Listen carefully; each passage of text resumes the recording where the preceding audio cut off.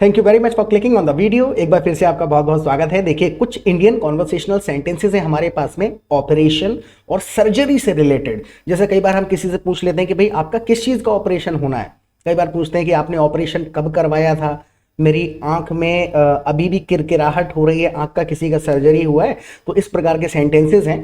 तो हर सेंटेंस को हम यहाँ पे कम से कम 2-3 तरीके से बनाएंगे, सेंटेंस का स्ट्रक्चर समझेंगे और हर सेंटेंस का ग्रामर साथ के साथ डिस्कस करेंगे। So I be sharing my screen with you. Screen में आपके साथ में शेयर कर देता हूँ। आप अपनी इंग्लिश को टेस्ट करिए कि ये छोटी छोटी जो बातें हैं आप नेचुरली इंग्लिश में बोल पा रहे हैं या नहीं बोल पा रहे हैं। जैसे कि मेरी उसी आंख में दर्द है जिसमें ऑपरेशन हुआ है।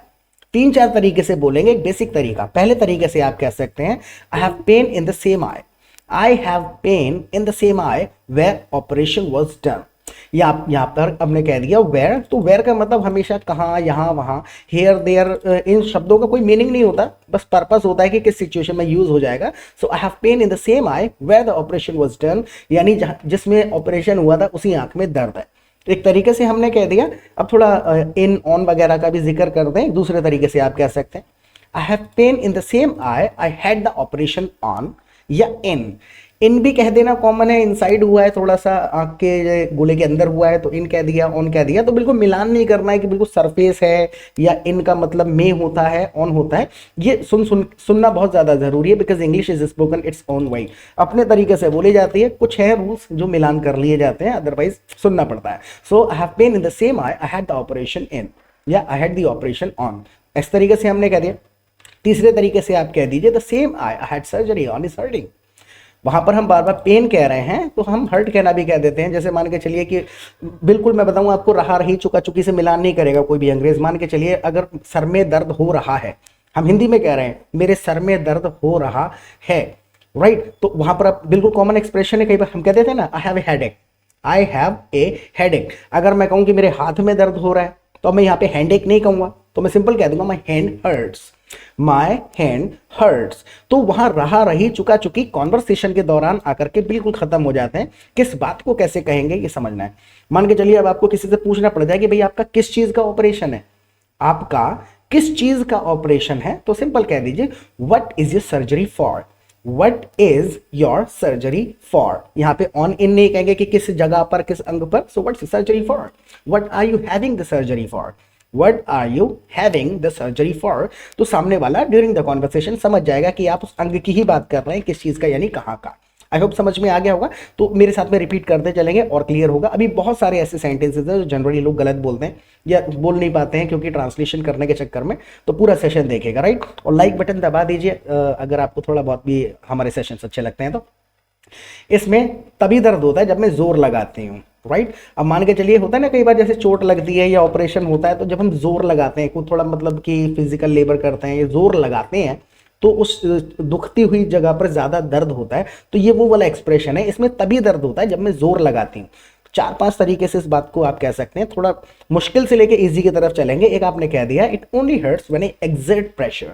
एक्सर्ट का मतलब ही हो जाता है कि खींचना, तनाव डालना किसी चीज पर, मेंटली या फिजिकली एक्सर्ट कर सकते हैं। So it only hurts when I exert pressure, यानी कि जब मैं जोर डालती हूँ, जोर लगाती हूँ, राइट। इस तरीके से कह दिया। आप इसी चीज को कह दीजिए it only hurts when I strain. Strain का मतलब भी हो जाता है तानना, खींचना। तो एक्चुअल में क्या है, ये जो एक्सप्रेशन है जोर लगाना, उससे रिलेटेड कोई भी वर्ड आप यहां पर यूज कर सकते हैं। आप ऐसे भी कह सकते हैं इसी चीज को it only hurts when I put pressure on it. So it only hurts when I put pressure on it, यानी जब इस पे जोर पड़ता है तो ज्यादा दुखता है। इट ओनली हर्ट्स कह रहे हैं, राइट। आप कह दीजिए it only hurts when I do physical work. When I do physical work आप कह सकते हैं it only hurts when I do physical labour. Physical labour कह देना भी, फिजिकल लेबर जो है वो काफी ज्यादा कॉमन है, डॉक्टर्स वगैरह ज्यादा यूज करते हैं कि अवॉइड फिजिकल लेबर। मान के चलिए आपको कैसा है कहना है कि यार ज्यादा मेहनत का काम मत करना, सो अवॉइड फिजिकल लेबर। इस तरीके से कह देगा सामने वाला, तो समझ जाएंगे यार मेहनत करने को मना कर रहे हैं। कैसी वाली मेहनत, फिजिकल मेहनत। But it only hurts when I do physical work, या फिर आप कह दीजिए बिल्कुल सिंपल भाषा में it only hurts when I apply force. ये तो बिल्कुल क्लियर हो गया होगा। तो ये ऑल्टरनेटिव्स हमें हमेशा पता होने चाहिए। एक्चुअल में क्या होता है ना कि literal translation is almost impossible. जिस लहजे में हिंदी बोल रहे हैं वो ट्रांसलेशन नहीं किया जा सकता है। अभी हमें कॉन्वर्सेशन के दौरान बस एक रिलेटेड वर्ड याद आए, उसको फिट करके सेंटेंस बनाना आना चाहिए, जिसको कहते हैं सेंटेंस बनाना। मैक्सिमम लोग क्या करते हैं, समस्या ये है ग्रामर के रूल सीखते चले जाते हैं। लेकिन सेंटेंस बनाना नहीं सीखते हैं, बोलने की बारी आती है तो स्टार्ट नहीं हो पाता सेंटेंस। तो रिपीट करते चलें। आपको कहना है कि आपको डॉक्टर ने घूमने फिरने को बोल दिया। क्या आपको डॉक्टर ने घूमने फिरने को बोल दिया? राइट, बिल्कुल बेसिक सा सेंटेंस है, डाल दिया है बीच में। So did the doctor tell you to move around? Move around का मतलब ये हो गया कुल मिलाकर के वॉक कर लेना। So did the doctor tell you to walk? Walk कह दिया तो बिल्कुल सिंपल मान के चलिए कि वो वॉक ही कर रहे हैं। राइट, मूव अराउंड कह दिया कि भाई घर से निकल जाना, घूमने निकल जाना, फैक्ट्री चले जाना। राइट, फैक्ट्री मतलब अपने काम पे चले जाना। So did the doctor tell you to move around? क्या आपको आने जाने के लिए बोल दिया किसी डॉक्टर ने? या फिर एक और दूसरे तरीके से कह सकते हैं, has the doctor told you to move around? Did the doctor tell you, has the doctor told you, कोई ज्यादा फर्क नहीं है। इतना सा फर्क है कि जब आप डॉक्टर पे थे, डिड कहा तो लिटरल पास्ट कह रहे हैं कि जब आप डॉक्टर के पास गए थे तब बोला था आपको घूमने फिरने के लिए। और has the doctor told you कि अब तक आपको डॉक्टर ने परमिशन दे दी है इस पॉइंट तक। तो हैज और डिड के ऊपर बहुत बार डिस्कशन कर चुके हैं, आई होप समझ में आ गया होगा।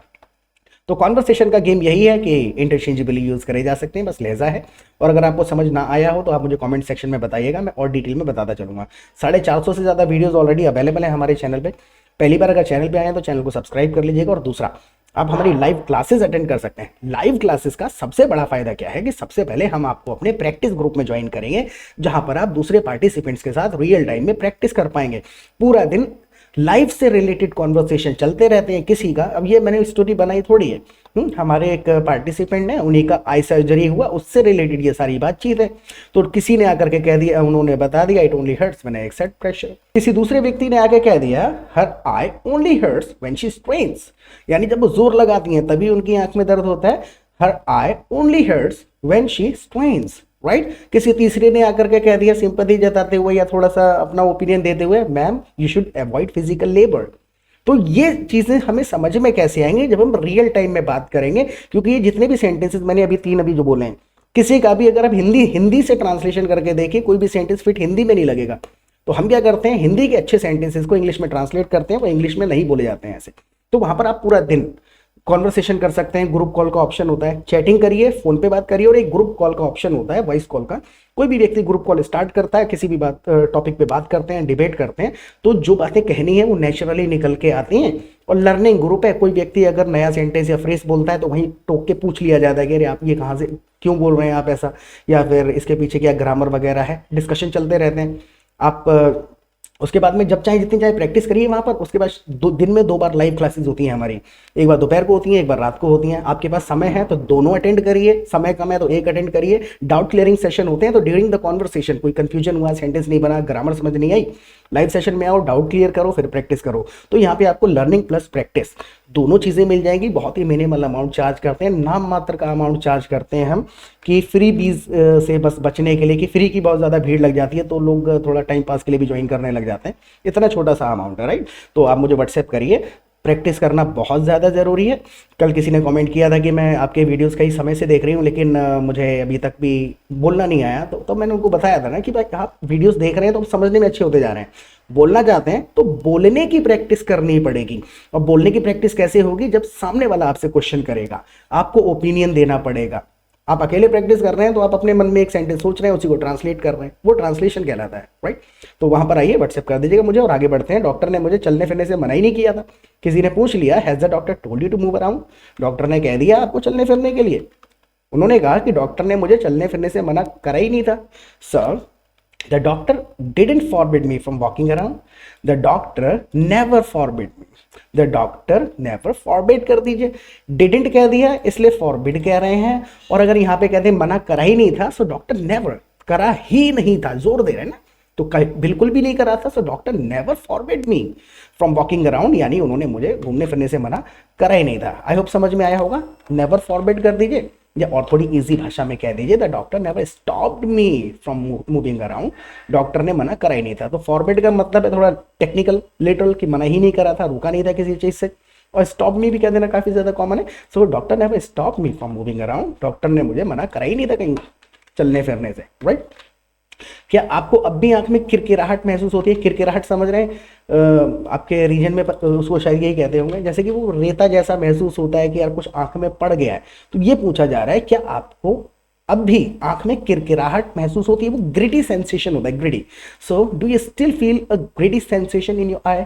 ग्रिटी का मतलब ही हो जाता है मुंह में भी ग्रिटी महसूस कर सकते हैं आप, अगर खाते समय कंकड़ आ जाए तो वो भी ग्रिटी सेंसेशन है। So do you still feel gritty sensation in your I, right. एक और तरीके से आप कह सकते हैं इसी चीज को, is your eye still feeling scratchy और इरिटेटेड। स्क्रैची का मतलब भी वही हो जाता है, राइट। अब स्क्रैची मुंह में नहीं महसूस कर सकते, राइट। सो देखिए यहाँ पर is your eye still feeling, क्या आपकी आंख अभी भी महसूस कर रही है?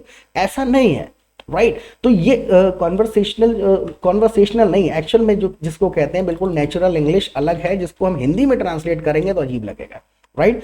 हमारी नज़र में जैसे हम ट्रांसलेशन करें तो ये लग रहे हैं कि are you feeling, do you feel, right. यहाँ पर डायरेक्ट कह दिया जाता है is your eye still feeling scratchy, क्या अभी भी आपको आंख में महसूस होता है। तो ये छोटी छोटी चीजें हैं जो वहां पे हम सुन सुन के सीखते हैं, और बाकी इसके अंदर और डीप डाइव करते हैं लाइव सेशंस में आके, ऐसा क्यों बोला गया। तो फिर वहां पर और एग्जाम्पल होते हैं, कुछ लोग अपने ओपिनियंस देते हैं कि हाँ ऐसा मैंने भी सुना है या इसके पीछे ये लॉजिक है।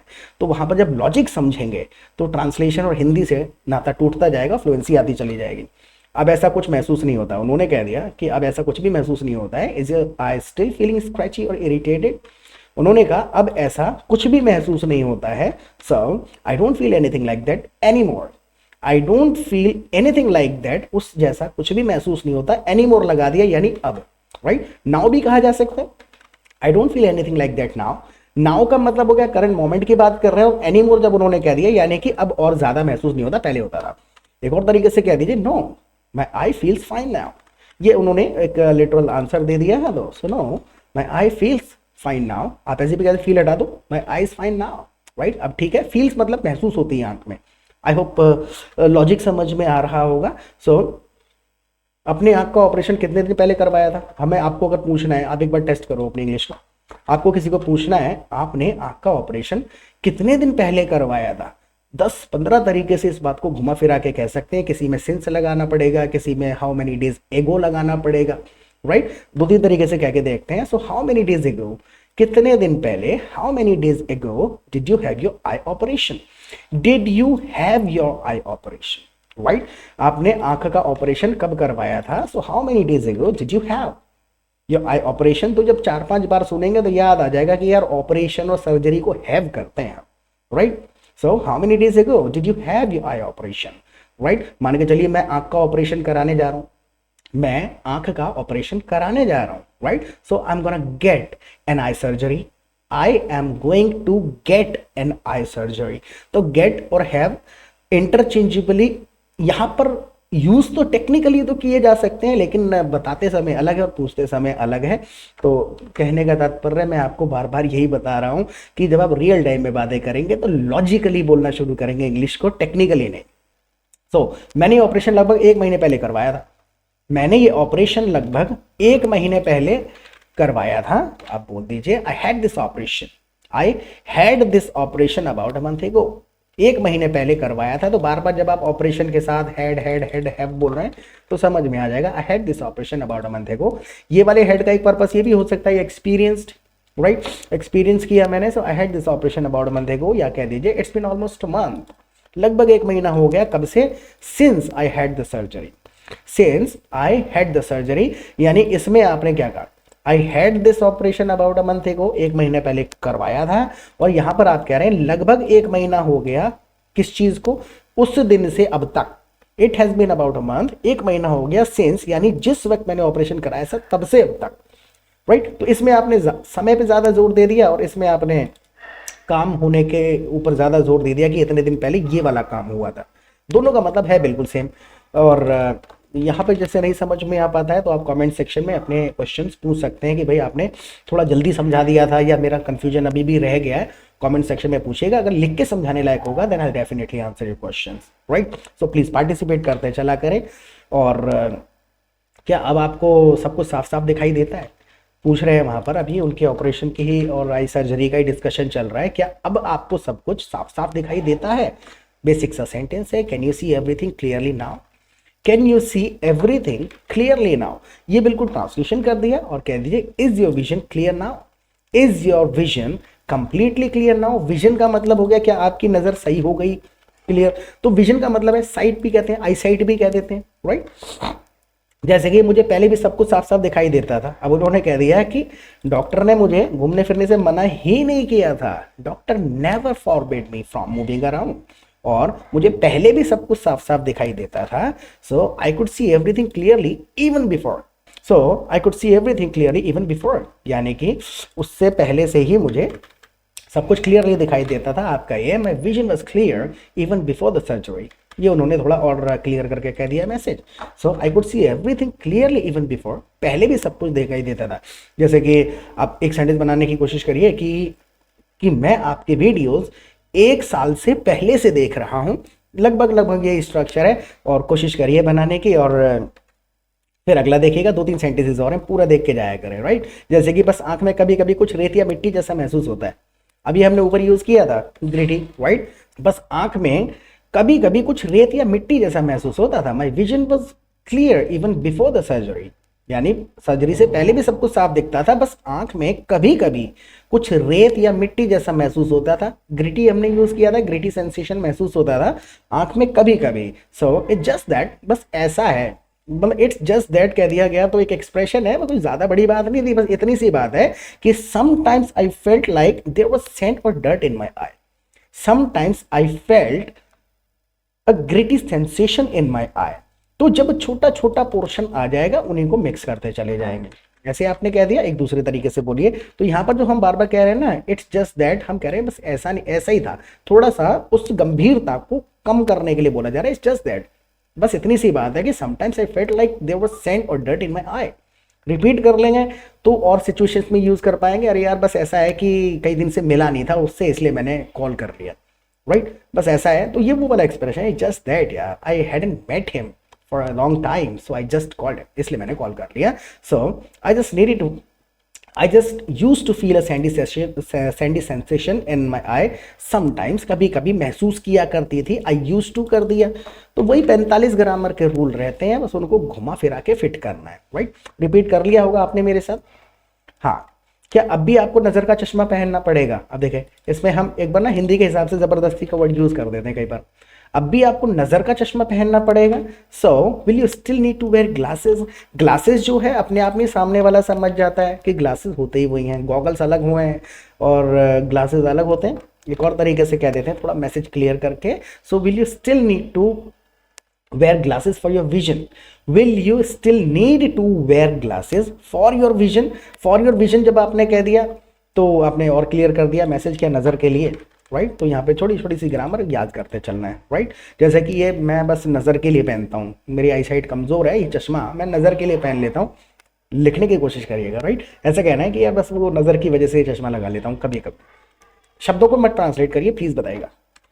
जैसे कि लिखिएगा, आप बहुत हल्के में लेते हैं कि मैं कम से कम 4-5 सेंटेंसेस देता हूँ इन्हीं स्ट्रक्चर्स के बेसिस पे रोजाना, और कमेंट एक भी नहीं आता. ज़्यादातर लोग तो देख के चले जाते हैं. मतलब कमेंट आते हैं 1000 में से मुश्किल से 10-15 लोग लिखते हैं. तो आप भी लिखें.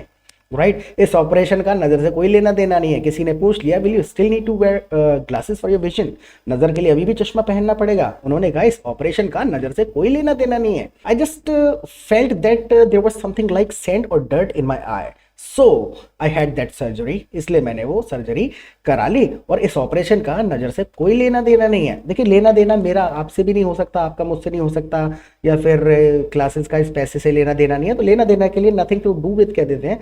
सो this operation has nothing to do. This operation has nothing to do with eyesight, यानी इसका नज़र से कोई लेना देना नहीं है. अभी आई साइट हमने कह दिया, विजन कह दीजिए. This operation has nothing to do with vision. Right. ऐसे भी कह सकते हैं, थोड़ा घुमा देते हैं. The surgery wasn't related to my vision at all, यानी कि that surgery wasn't related to my vision at all, यानी कि उसका कोई लेना देना नहीं था. तो रिलेटेड टू और लेना देना के लिए नथिंग टू डू विद दोनों है, इसमें इंटरचेंजेबल यूज हो गए, लेकिन पर्पस दोनों का आई होप समझ गए होंगे आप. मान के चलिए कि मैं ये कहूँ कि मेरे को तुमसे अब लेना देना नहीं है कुछ भी भैया. राइट. मुझे आपसे कोई लेना देना नहीं है, तो मैं नहीं कहूँगा ना I am not related to you. वहां पर मैं ये कहूँगा I have nothing to do with you now. Right. I am done with you, I think you are done with me. शायद आपको मुझसे कोई लेना देना नहीं है, शायद आपका काम मुझसे निकल गया. So I think you done with me. Right. Done with me, I am done जब हम कह देते हैं तो ये कह रहे होते हैं कि अब कोई और प्रोग्रेस नहीं है, काम फाइनल है. राइट. भगवान का शुक्र है ऑपरेशन सही सलामत हो गया. भगवान का शुक्र है ऑपरेशन सही सलामत हो गया. So thank God the operation was successful. ये थोड़ा सा टेक्निकल है. ऑपरेशन वॉज सक्सेसफुल, ये ऐसा लगेगा कि भाई बहुत बड़ा सा ऑपरेशन था, कह सकते हैं, लेकिन थोड़ा सा कॉन्वर्सेशनल करने के लिए कह दीजिए I am grateful the surgery went smoothly, right. तो कहे दोनों जा सकते हैं, लेकिन बस एक लास्ट सेंटेंस है ये, नहीं वैसे भी कोई बड़ा ऑपरेशन नहीं था। जैसे उन्होंने कह दिया I am grateful the surgery went smoothly, उन्होंने कह दिया अरे ऐसी कोई बात नहीं है, वैसे भी कोई बड़ा ऑपरेशन थोड़ी था। तो यहाँ पर आप वैसे भी कोई बड़ा ऑपरेशन थोड़ी था, so it was an a big surgery दो लगा दिया आपने, वैसे भी या हालांकि कोई बड़ा ऑपरेशन नहीं था, so it was a big surgery though ऐसे कह सकते हैं। Anyway it was a big surgery, it was a major surgery. तो कोई बिग सर्जरी कह देगा, कोई मेजर सर्जरी कह देगा, कोई मेजर ऑपरेशन कह देगा, कोई बिग ऑपरेशन कह देगा, तो कॉम्बिनेशंस धीरे धीरे रट जाते हैं और वही हम थोड़ा बहुत मॉडिफाई करके बोलते हैं। प्रैक्टिस करते रहिएगा। Bye bye.